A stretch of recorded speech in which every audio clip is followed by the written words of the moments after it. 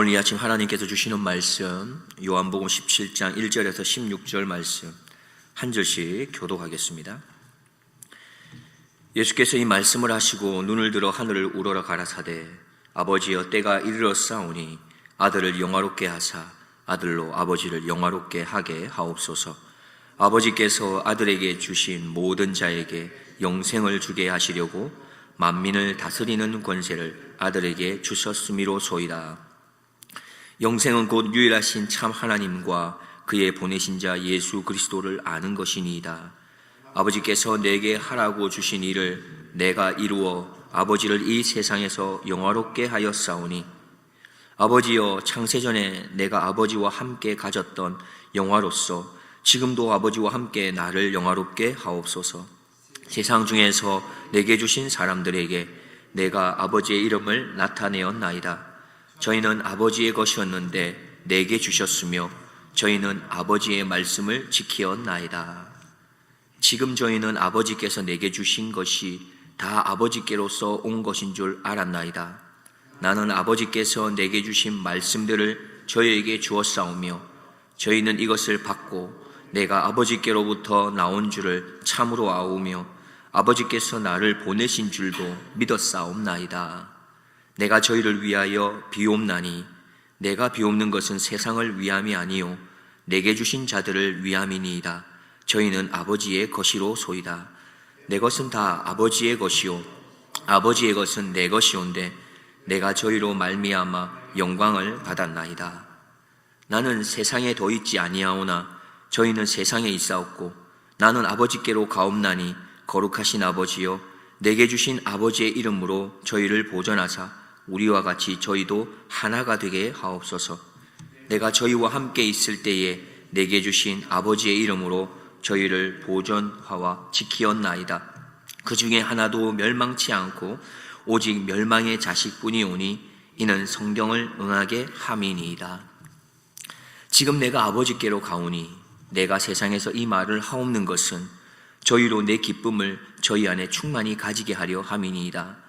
내가 아버지의 말씀을 저희에게 주었사오매 세상이 저희를 미워하였사오니 이는 내가 세상에 속하지 아니함같이 저희도 세상에 속하지 아니함을 인함이니이다.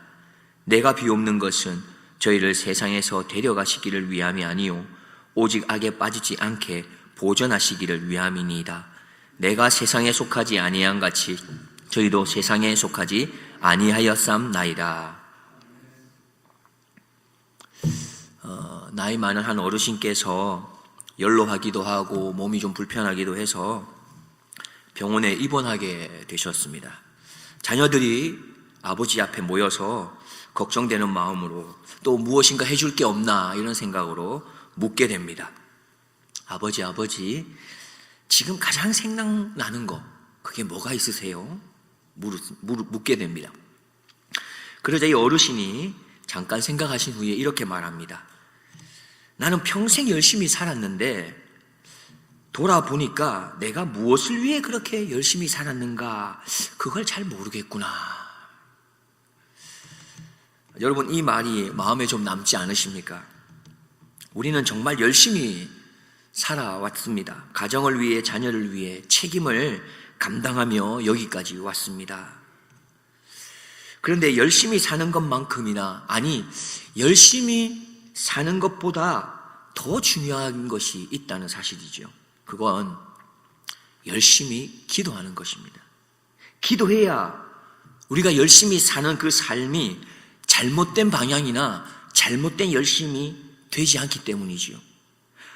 우리가 열심히 기도하고 살아낼 때에 그 열심이 바른 열심이 될 수 있기 때문입니다. 그러면 오늘 말씀을 우리가 보면서 이런 질문을 한번 해볼 수 있을 것 같습니다. 나는 무엇을 위해서 그렇게 열심히 기도하며 살아왔는가? 나는 무엇을 위해 기도하며 살아왔는가입니다. 오늘 본문에서 예수님께서도 십자가를 지시기 전에 기도하는 모습을 우리에게 보여주고 있습니다. 제자들과 마지막 시간을 보낸 후에 이렇게 기도하시는데 이 기도를 보면 예수님의 삶의 그 전체를 보여주는 기도 같아 보입니다. 오늘 본문은 1절에서 5절까지는 하나님 아버지의 영광을 위한 기도이고 6절부터 16절까지는 예수님의 제자들, 그들을 위한 기도의 내용입니다. 우리는 이 기도를 통해서 예수님이 무엇을 위해 살아왔는지 우리가 그것을 볼 수 있고, 또한 우리는 그러면 어떻게 살아내어야 하는지를 볼 수 있겠습니다. 예수님께서는 이렇게 기도를 시작하시는데요, 1절 말씀을 보면 우리가 함께 한번 읽어보겠습니다. 예수님께서 이 말씀을 하시고 눈을 들어 하늘을 우러러 가라사대 아버지여 때가 이르렀사오니 아들을 영화롭게 하사 아들로 아버지를 영화롭게 하게 하옵소서.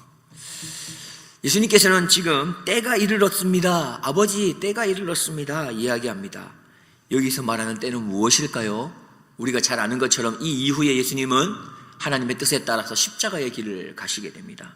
십자가의 길은 곧 죽음의 길을 말하지요. 여기서 말하는 때란 십자가의 때, 죽음의 때를 말하고 있습니다. 그런데 예수님께서는 이 십자가를 무슨 때라고 말하고 있냐면 영광의 때라고 오늘 본문 1절에서 말하고 있는 것이죠. 때가 됐습니다, 영광의 때가 됐습니다 라고 말합니다. 우리는 일반적으로 고통이 찾아와서 이 고통이 오래되게 되면 이제 실패하게 되는가 보다 생각하기도 하고, 힘든 순간들이 계속 이어지게 되면 더 이상 나에게는 희망이 없나 보다, 끝인가 보다 라는 생각을 가지게 되기도 합니다. 그런데 오늘 본문의 예수님은 다르게 보고 있다는 겁니다. 십자가의 때, 그 죽음의 때가 십자가나 죽음을 통해서 사람을 살릴 수 있는 길이기 때문에, 또한 하나님을 드러낼 수 있는 길이기 때문에 예수님께서는 이 십자가를 영광의 때다라고 표현하는 것입니다. 그래서 예수님의 기도는 이러하지요. 나를 영화롭게 하십시오. 나를 영화롭게 하셔서, 근데 그 목적은 무엇입니까? 자기만의 영광스러움이 아니라 아버지를 영화롭게 하기 위해서 나를 영화롭게 해달라고 기도하고 있는 것입니다. 자신을 통해서 하나님 아버지의 영광이 나타나게 해달라고 기도하고 있는 것입니다. 그리고 마지막에 이렇게 고백하는데요, 4절을 보시면 아버지께서 내게 하라고 주신 일을 내가 이루어라고 말하고 있습니다. 이 말씀은 참 놀라운 표현입니다. 예수님은 맡겨주신 삶을 끝까지 잘 살아내셨다는 것을 우리는 보게 되는 겁니다. 여기서 우리가 한번 생각해 봐야 되는데, 그렇다면 나는 무엇을 위해 살아갈 것인가, 살고 있는가 라는 것이죠. 우리에게 있어서 가장 중요한 삶이란 이런 것입니다. 하나님을 기쁘시게 하는 삶. 다시 말해, 우리가 나를 기쁘게 하는 삶이 아니라 하나님을 기쁘게 하는 삶을 살아야 된다는 거죠. 어쩌면 예수님께서도 예수님 자신만을, 인간의 필요에 대한 것만 생각했다면, 그래서 어떻게 보면 기도 드릴 때 십자가를 피할 수만 있으면 피하고 싶다고 말하지 않았을까요? 그게 자기에게 고통이 덜 되고 힘들지 않으니까 어떻게 보면 그것이 자기의 기쁨일 수도 있을 겁니다. 그러나 그는 자기의 기쁨이나 자기의 편안함보다 하나님의 기쁨을 우선했기 때문에 그는 십자가의 길을 가셨던 것이죠. 우리의 삶 또한 나를 기쁘게 하는 삶이 아니라 하나님을 기쁘게 하는 삶이 무엇인가에 초점이 있어야 될 것입니다.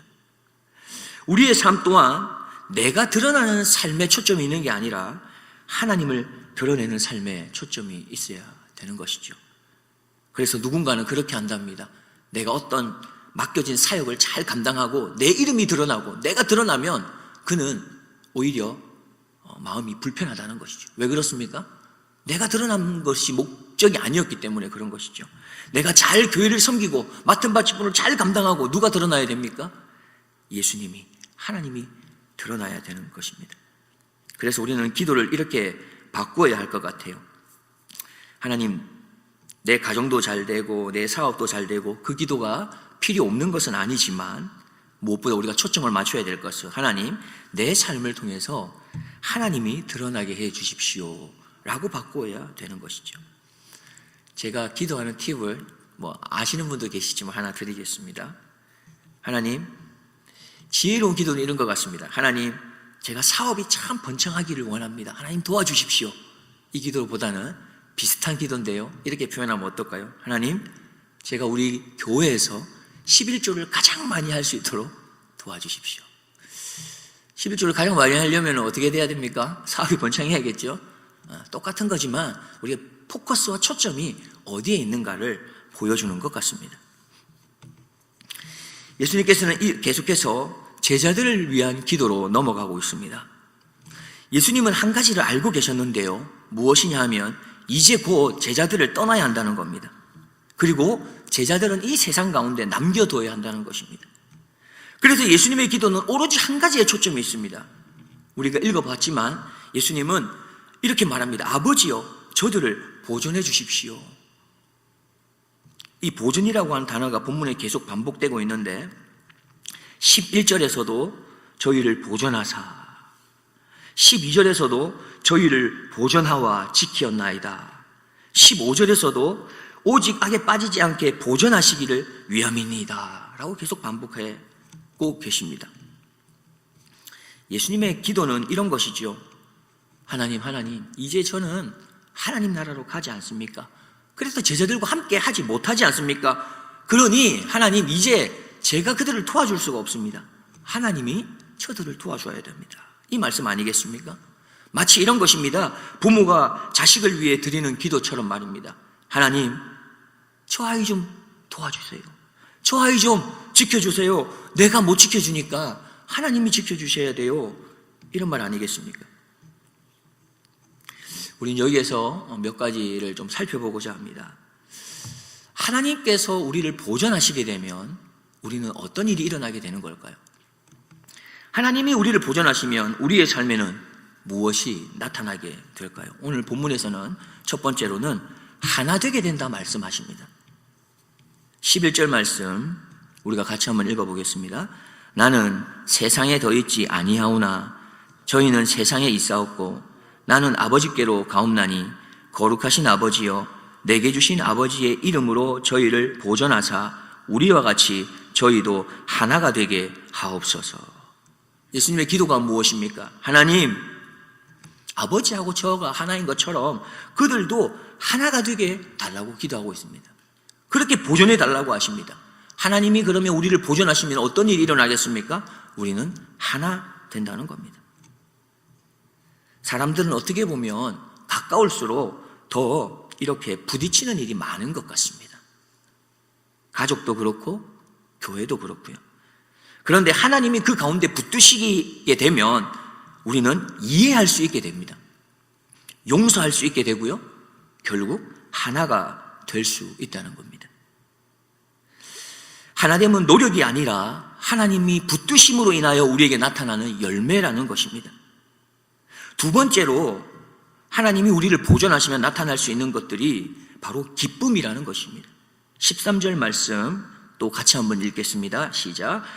지금 내가 아버지께로 가오니 내가 세상에서 이 말을 하옵는 것은 저희로 내 기쁨을 저희 안에 충만히 가지게 하려 함이니이다. 아버지께 부탁하고 있습니다.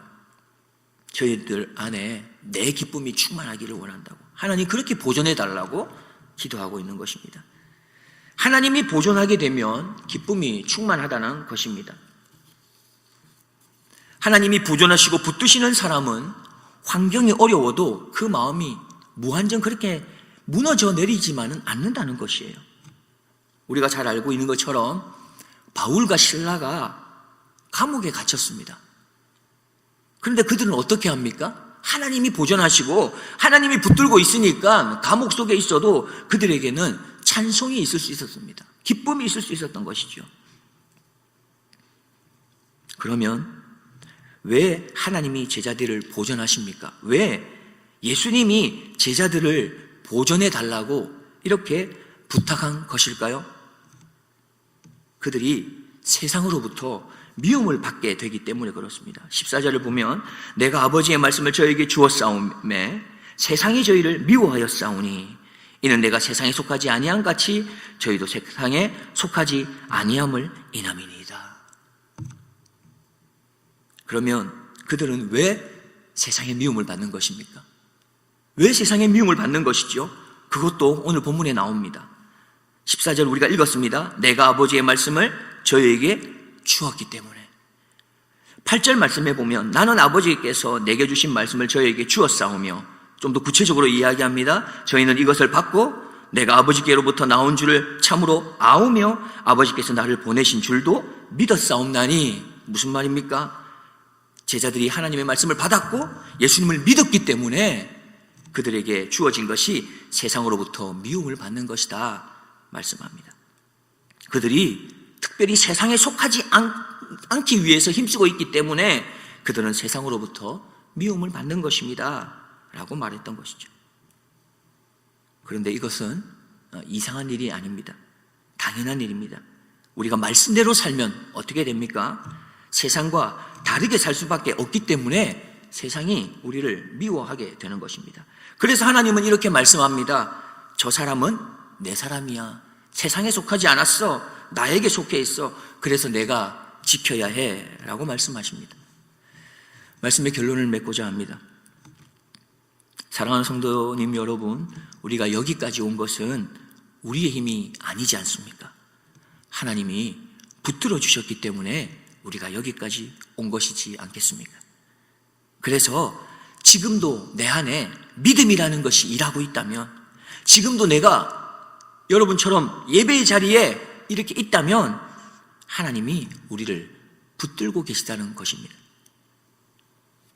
마지막으로 이렇게 한번 질문해 보고자 합니다. 나는 무엇을 위해 기도하며 살아가겠는가? 이제 우리는 무엇을 위해 기도하며 살아가야 할까요? 이런 고백이면 참 좋겠습니다. 주님, 나는 대단한 일을 하지 못할 수는 있지만 나는 한 영혼을 위해서 기도하는 것을 멈추지 않겠습니다. 한 영혼을 위해서 기도하는 것을 멈추지 않겠습니다. 제가 더 많이 하려고 하기보다 제가 하나님께 더 잘 붙들려 있는 삶을 살아가기로 그렇게 힘쓰겠습니다. 하나님, 나의 영광이 아니라 하나님의 영광을 위해 힘쓸 것이며 나를 위하기보다는 한 영혼을 위한 기도하는 데 힘쓰겠습니다. 이런 고백이 우리의 고백이 되기를 주님의 이름으로 축복드립니다. 함께 기도하겠습니다. 사랑의 하나님 아버지, 지금까지 우리를 붙들어 주신 그 하나님의 크신 은혜에 진심으로 감사를 드립니다. 내 삶이 주님의 그 영광을 위한 삶이 되기를 소원합니다. 한 영혼을 품고 끝까지 기도할 수 있는 복된 인생이 나의 인생이 될 수 있도록 주님 축복하여 주시옵소서. 길이요 진리요 생명이신 예수 그리스도의 이름으로 기도드립니다.